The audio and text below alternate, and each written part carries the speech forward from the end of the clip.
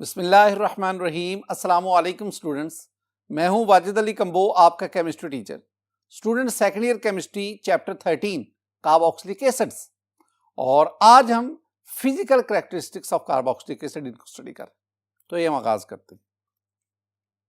My dear student, मैं आपको ना कार्बोक्सिलिक एसिड की 4 फिजिकल कैरेक्टरिस्टिक्स वो आपको पढ़ाऊंगा। हम ना स्मेल पढ़ेंगे, हम सॉल्युबिलिटी पढ़ेंगे, बॉइलिंग पॉइंट्स पढ़ेंगे और melting points of carboxylic acid, इनको स्टडी करेंगे। पहले मैं आगाज करता हूं स्मेल से। Smell, odour. My dear student, smell of carboxylic acid, मैं आपके साथ ना एक टेबल शेयर करता हूं। उसमें मैं 2 पॉइंट्स जो है ना, 2 पॉइंट्स यानी मैं पहले ना C1 to C3 यानी पहले जो 3 एलिफेटिक कार्बोक्सिलिक एसिड, पहले 3 एलिफेटिक यानी formic acid, acetic acid, propionic acid, इनके हम जो अडोर और इनकी फिजिकल स्टेट उसको देखेंगे। और साथ ही साथ मैं C4 to C6 I mean butyric acid, valeric acid और कैप्रोइक एसिड, हम इनकी भी अडोर यानी स्मेल और फिजिकल स्टेट इसको डिस्कस करेंगे। ये 2 बातें मैं आपके साथ शेयर करना चाहता हूं। पहले आप देखें, ये मेरे पास एक टेबल है माय डियर स्टूडेंट। इस टेबल में आपके पास 3 कॉलम्स हैं। पहले में ये कार्बोक्सिलिक एसिड, ये एलिफेटिक कार्बोक्सिलिक एसिड है, एलिफेटिक। दूसरे में आपके पास इनकी फिजिकल स्टेट है रूम टेम्परेचर पे, और तीसरा जो है वो आपके पास इनकी अडोर है। अब मैं बात कर रहा हूं पहले 3 एलिफेटिक मोनोकार्बोक्सिलिक एसिड की। इसमें मेरे पास ये फॉर्मिक एसिड है, एस्टिक एसिड है और ये प्रोपायोनिक एसिड है। माय डियर स्टूडेंट, इनकी फिजिकल स्टेट देखेंगे, दीज आर कलरलेस लिक्विड, ये आपके पास कलरलेस लिक्विड है।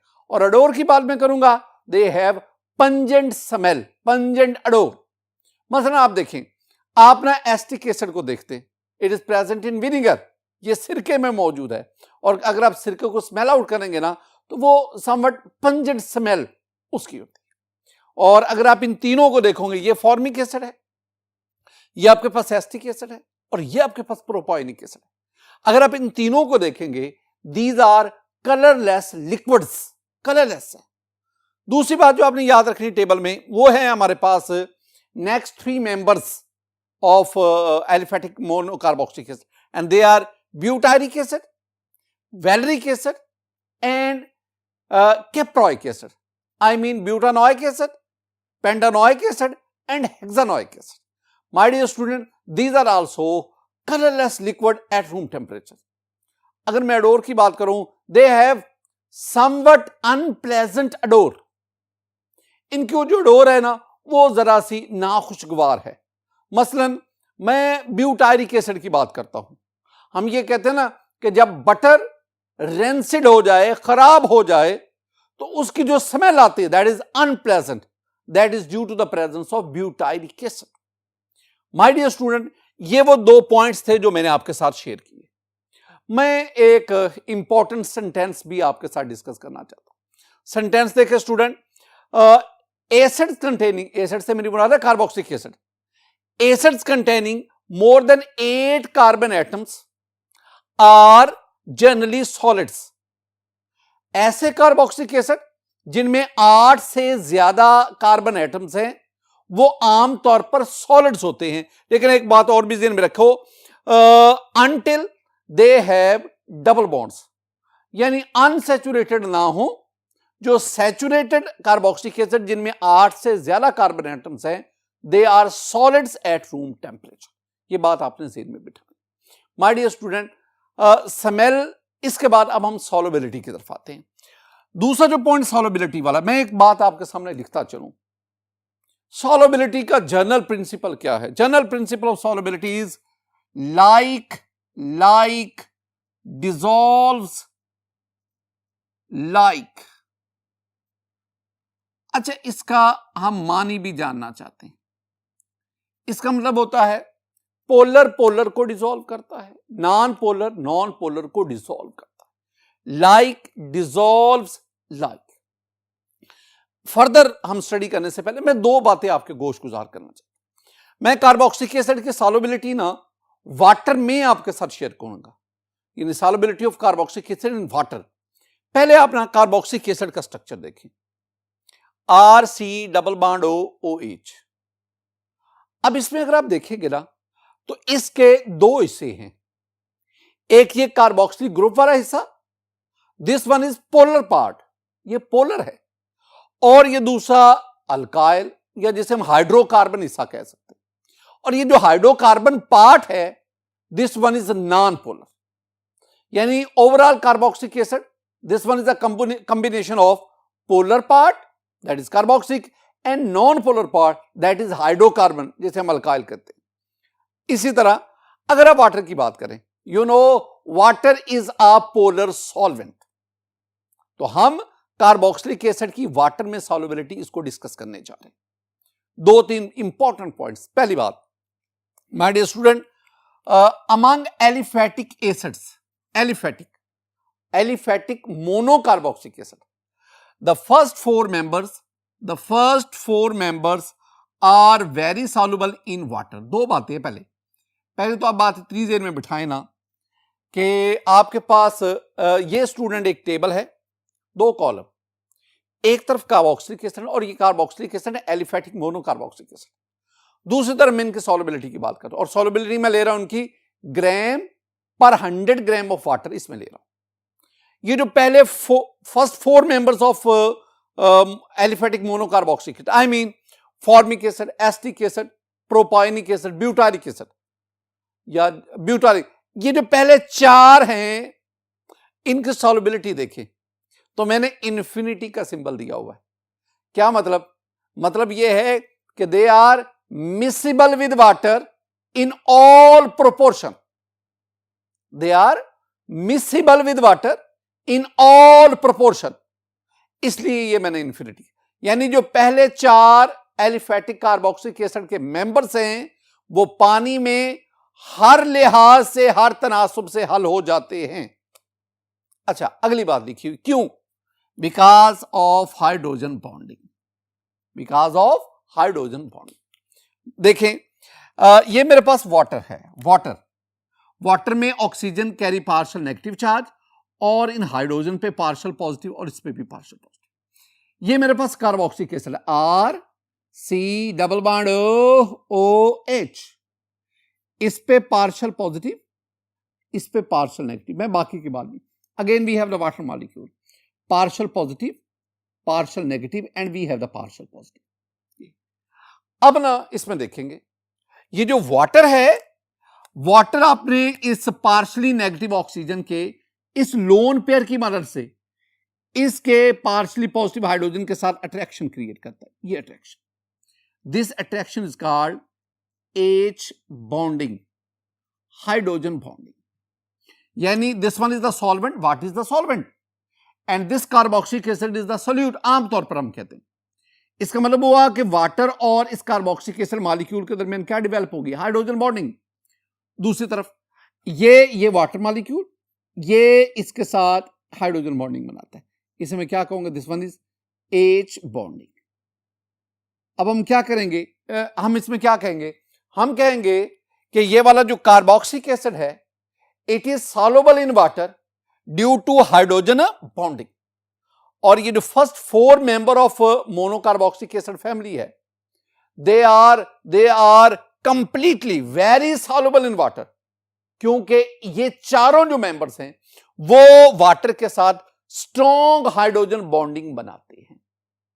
स्ट्रॉन्ग हाइड्रोजन, मैं आप एस्टिक एसिड की बात करो स्टूडेंट, जब मैं एस्टिक एसिड की बात करता हूं ना, तो एस्टिक एसिड CH3COOH, ये एस्टिक एसिड। एस्टिक एसिड की सूरत में ये जो हमारे पास R है, R क्या आ जाएगा? मिथाइल। तो ये मैं यहां पे क्या लिख दूंगा? ये मेरे पास बन जाएगा CH3, और यूं एस्टिक एसिड वाटर में डिसॉल्व होता जाता है। ये बात सेम में रखती है कि कार्बोक्सिलिक एसिड कौन से? लोअर, और मैं पहले चार मेंबर्स की बात कर रहा हूं। They are very much soluble in water, and their solubility in water that is due to hydrogen bonding की मरहूने मिन्नत है। इसमें ये वाला जो पार्ट है ना, जो बात बताने वाली है, ये कार्बोक्सिलिक एसिड पार्ट जो है ना, वो हाइड्रोजन बॉन्डिंग क्रिएट कर रहा है विद वाटर। इसमें ये जो अल्काइल पार्ट है ना, जो हाइड्रोकार्बन पार्ट है, जो नॉन पोलर पार्ट है, वो ज्यादा डोमिनेंट नहीं है। यहां पे जो हाइड्रोजन बॉन्डिंग है वो डोमिनेंट है, दैट इज मोर डोमिनेंट, और ये non polar part it is less dominant. अब स्टूडेंट, ये पहली बात मैंने आपके साथ शेयर की। अब दूसरे पॉइंट पे आए जी स्टूडेंट, दूसरा पॉइंट जो आपने ध्यान में रखना है, the solubility of carboxylic acid in water gradually decreases with the increase in molecular message. यानी जैसे जैसे कार्बोक्सिलिक एसिड का मोलेकुलर मैस बढ़ता है, वाटर में उनकी सॉल्युबिलिटी कम होती है। पहले ना आप कुछ डाटा उसको देखें। माय डियर स्टूडेंट, ये मेरे पास टेबल है कार्बोक्सिलिक एसिड और दूसरी तरफ मैं उनकी सॉल्युबिलिटी की बात कर रहा हूं। मैंने बात क्या की है कि जो एलिफेटिक मोनोकार्बोक्सिलिक एसिड, उनमें जो फर्स्ट 4 मेंबर है, उनकी सॉल्युबिलिटी में मैंने क्या कहा था कि they are miscible in water with in all proportion.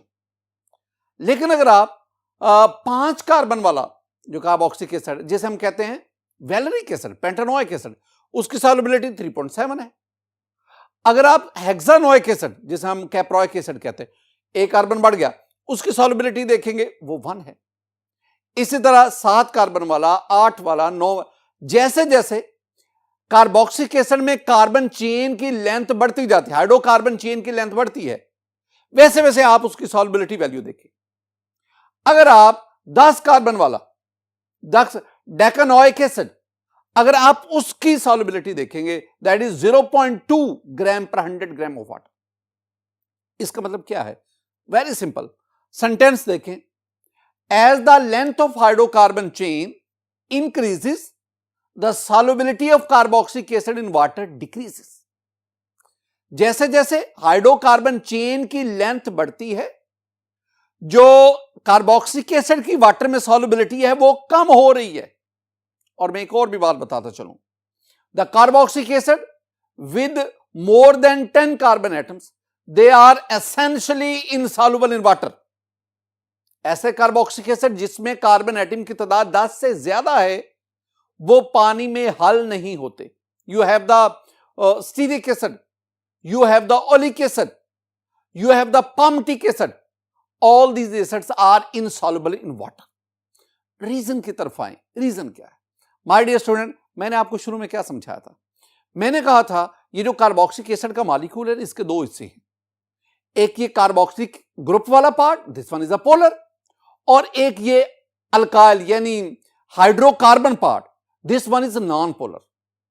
जैसे जैसे हाइड्रोकार्बन इसकी लेंथ बढ़ती जाती है, कार्बन चेन की लेंथ बढ़ती जाती है, वैसे वैसे इसमें जो डाइपोल फोर्सेस है, आई मीन जो हाइड्रोजन बॉन्डिंग है, वो लेस प्रोमिनेंट होती जाती है, और ये जो डिस्पर्शन फोर्सेस हैं, दे बिकम्स मोर प्रीडोमिनेंट, और नॉन पोलर पार्ट के बढ़ने की वजह से इनकी polar solvent I mean water में सॉल्युबिलिटी क्या होती जाती है? कम होती है। ये चीजें आपने ज़हन में बिठानी। माय डियर स्टूडेंट, आगे हम बढ़ते हैं। We have the boiling points. Boiling points में हम क्या कहेंगे? The boiling points of carboxylic acid are relatively high due to inter molecular hydrogen bonding. 2 बातें यहां पे हैं। एक बात यहां तक है कि कार्बोक्सिलिक एसिड का बॉइलिंग पॉइंट रिलेटिवली ज्यादा होता है, और आगे उसकी ये रीजन बताई गई है कि क्यों इनका बॉइलिंग पॉइंट ज्यादा होता है। वो कहते हैं जी इनमें इंटरमोलेकुलर हाइड्रोजन बॉन्डिंग। मैं ये दोनों बातें आपके साथ शेयर करता हूं। पहली बात, मैं ना फॉर्मिक एसिड लेता हूं, the first member of aliphatic monocarboxylic acid, the first member. तो आपके पास ये आ गया formic acid. Student, formic acid है मेरे पास HCOOH, फॉर्मिक एसिड। और अगर आप इसका ना बॉइलिंग पॉइंट देखें, मैं बॉइलिंग पॉइंट की बात कर रहा हूं, और ये मैं बॉइलिंग पॉइंट 1 एटमॉस्फेयर पे ले रहा हूं, तो इसका बॉइलिंग पॉइंट जो है वो 100 डिग्री सेंटीग्रेड है। वाटर जितना है, the boiling point formic acid water is 100 degree centigrade, दोनों का।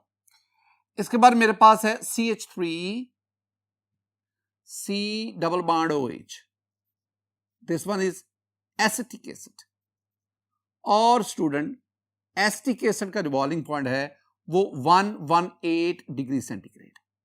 यानी इससे इसका बॉइलिंग पॉइंट ज्यादा है। मेरे पास प्रोपायोनिक एसिड है, CH3 CH2 COOH, this is propionic acid and its boiling point is 141 degree centigrade. अब ये ना बॉइलिंग पॉइंट इनका बहुत ज्यादा है। अब इनका बॉइलिंग पॉइंट क्यों ज्यादा है? वो कहते हैं it is due to intermolecular hydrogen bonding. Hydrogen bonding दो तरह की होती है, एक इंट्रामोलेकुलर और इंटरमोलेकुलर। इंटरमोलेकुलर हाइड्रोजन यानी जब आप एसिटिक एसिड लेते हैं तो एसिटिक एसिड के दो मॉलिक्यूल के दरमियान हाइड्रोजन बॉन्डिंग बन जाती है। कैसे? जरा देखें माय डियर स्टूडेंट, मेरे पास ना ये एक कार्बोक्सिलिक एसिड है। कार्बोक्सिलिक एसिड को हम लिखते हैं, ये देख लो, कार्बोक्सिलिक एसिड को हम लिखते हैं RC≡OOH।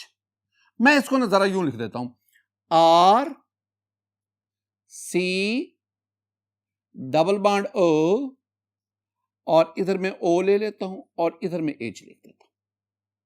ये मैंने एक कार्बोक्सिलिक एसिड का मॉलिक्यूल लिया। दूसरी तरफ ये कार्बोक्सिलिक एसिड के एक और मॉलिक्यूल RC≡O। पहले मैंने डबल बॉन्ड O ऊपर, अब मैंने डबल बॉन्ड O और इधर में O ले आया और इधर मेरे पास माय डियर स्टूडेंट इधर मेरे पास H आ गया। ये H आ गया, ये कार्बोक्सिलिक एसिड के दो मॉलिक्यूल्स बने। अब इसमें आपको पता है कि oxygen carry the lone pairs and it is partial negative, और इधर अगर आप देखेंगे तो this hydrogen is partial positive. मैं बाकी को नहीं छेड़ रहा। बिल्कुल इसी तरह this hydrogen is partial positive और इस ऑक्सीजन पे ये lone pair this is partial negative. ये दो कार्बोक्सिलिक एसिड के मॉलिक्यूल, अब इन दो कार्बोक्सिलिक एसिड के मॉलिक्यूल के दरमियान हाइड्रोजन बॉन्डिंग है। देखो इसका पार्शियल पॉजिटिव एंड हाइड्रोजन, ये पार्शियल नेगेटिव, ये लोन पेयर के साथ अट्रैक्शन क्रिएट करता है। हाइड्रोजन बॉन्डिंग को आमतौर पर हम 3 डॉट से, this one is hydrogen bonding and this hydrogen bonding is called intermolecular. Inter के दरमियान और मोलेकुलर यानी दो मॉलिक्यूल्स के दरमियान जो हाइड्रोजन बॉन्डिंग है, दिस इज H बॉन्डिंग।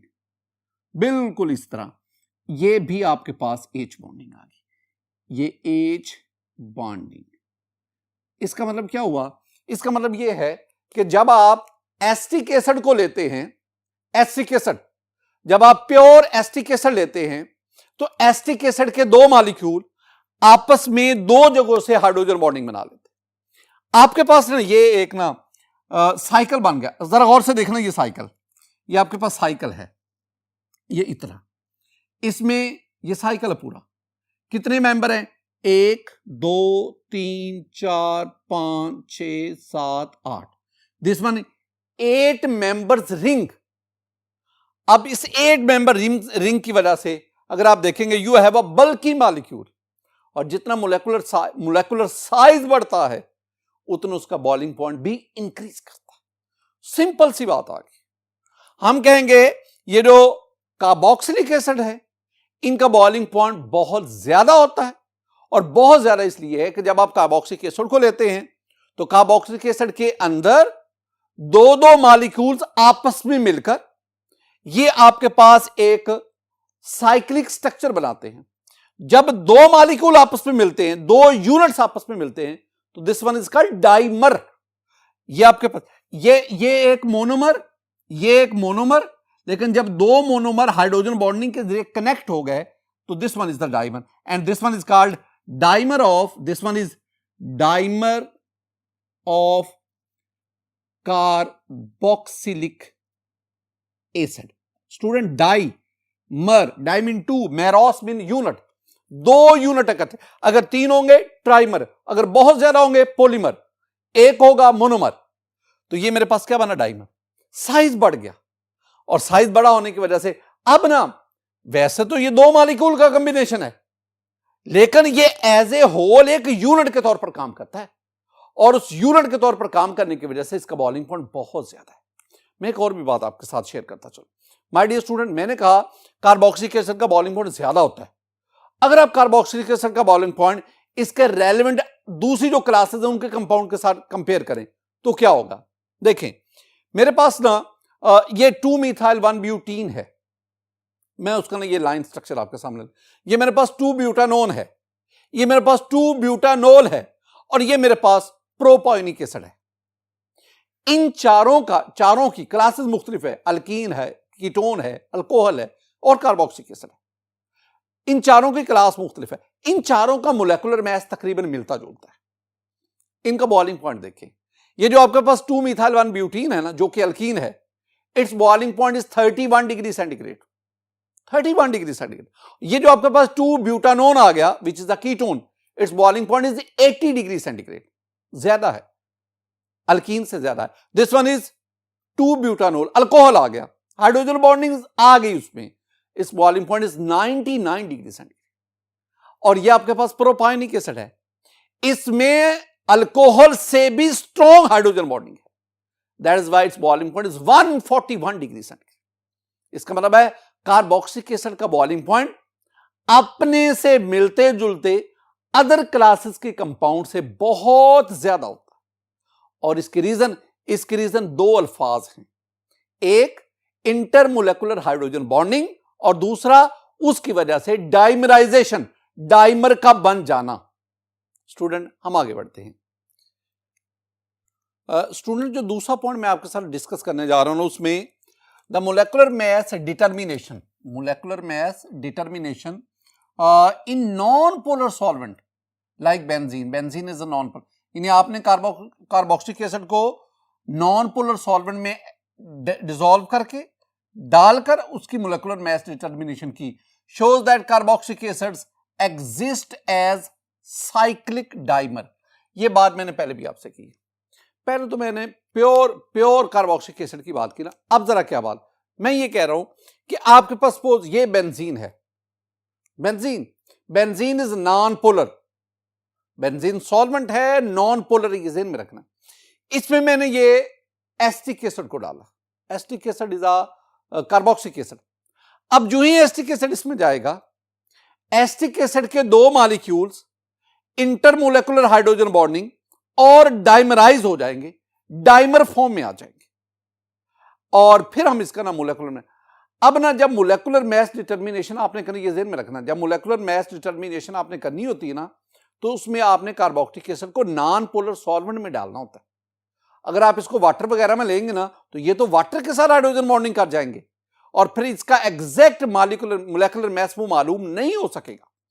लिहाजा अगर आप कार्बोक्सिलिक एसिड का मोलेकुलर मास जानना चाहते हैं तो आप नॉन पोलर सॉल्वेंट उसको चूज करते हैं, उसमें इसको ऐड करके फिर इसके ऊपर ना एक्सरेज, डायफ्रैक्शन मेथड या अदर टेक्निक, उसके जरिए आप इसका मोलेकुलर मास मालूम करते हैं। लेकिन जो ही आप इसको नॉन पोलर सॉल्वेंट में ऐड करते हैं, ये डाइमरिक फॉर्म में डाइमर बन जाता है और ये हमें डबल मोलेकुलर मास देता है। एक बहुत बहुत इंपॉर्टेंट शॉर्ट आंसर क्वेश्चन, जरा देखिए स्टूडेंट, शॉर्ट आंसर क्वेश्चन है, why the molecular mass of carboxylic acid become double in non-polar solvent। Question को जरा समझे, क्वेश्चन वो ये कह रहा है कि जनाब हमने कार्बोक्सिलिक एसिड लिया, वो कार्बोक्सिलिक एसिड था एसिटिक एसिड, ये कार्बोक्सिलिक एसिड है। अब मैंने इसका मोलेकुलर मास जो है ना वो मालूम करना है। मैं कार्बोक्सिलिक एसिड का M capital molecular mass of acetic acid ये मैं जानना चाहता हूं। अब मैं क्या करूंगा, मैं कोई नॉन पोलर सॉल्वेंट लूंगा, सॉल्वेंट जैसे कि मेरे पास बेंजीन है। अब होता भला क्या है, आप ना एसिटिक एसिड का पहले मोलेकुलर मास कैलकुलेट करें। जब आप कैलकुलेट करेंगे ना, CH3 C double bond OH, student calculate करें, दो कार्बन है ना, दो कार्बन, एक कार्बन 12, दो कार्बन जो आपके पास 24 हो गया। ऑक्सीजन देखो 1 2, दो ऑक्सीजन है, एक ऑक्सीजन 16 और दो ये आपके पास 32 हो गया। हाइड्रोजन देखो 3 और 1 4, एक हाइड्रोजन 1 होता है और 4 आपके पास, ये 4 हो गया। आप इसको ऐड करोगे ना तो ये आपके पास 60 हो गया। इसका मतलब है जो calculated molecular mass of carboxylic acetic acid है ना, ये है 60 AMU, ये हमने कैलकुलेट किया। अब हम इसको ना एक्सपेरिमेंटली वेरीफाई करना चाहते हैं, उसके लिए you have to perform the experiment. आप एसिटिक एसिड लेकर इसको benzene, non polar solvent benzene, उसमें डिसॉल्व करेंगे और फिर आप इसका मोलेकुलर मास मालूम करेंगे।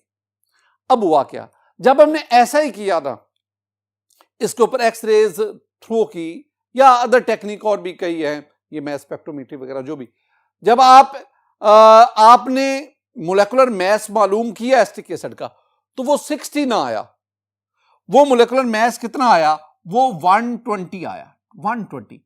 And this 120 mu, this one is the double of 60। यही क्वेश्चन है कि वाई, क्यों, ये क्यों तो अभी हम ढूंढेंगे ना।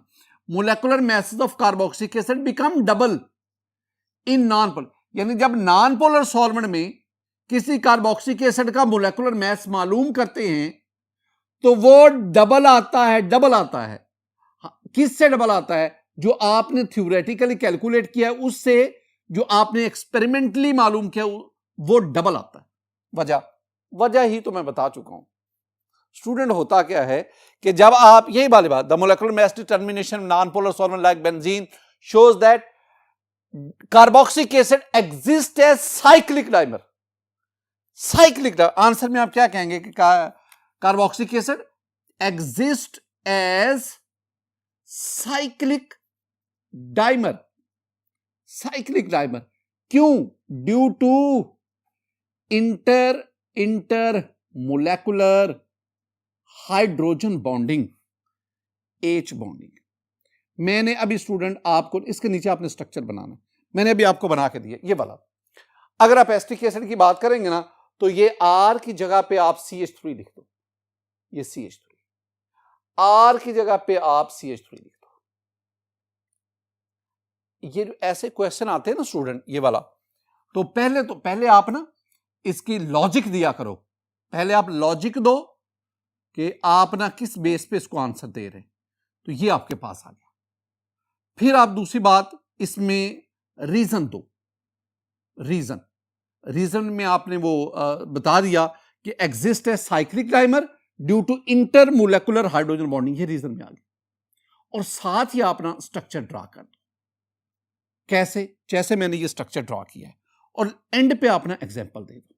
एग्जाम्पल में आप एसिटिक एसिड की एग्जाम्पल दे सकते हैं कि एसिटिक एसिड का जो थ्योरेटिकली या जो कैलकुलेटेड मोलेकुलर मास है वो 60 है, लेकिन जब आप एसिटिक एसिड को बेंजीन में लेकर, नॉन पोलर सॉल्वेंट में लेकर आप उसका एक्सपेरिमेंटली मोलेकुलर मास डिटरमिन करेंगे तो वो 120 आ जाता है।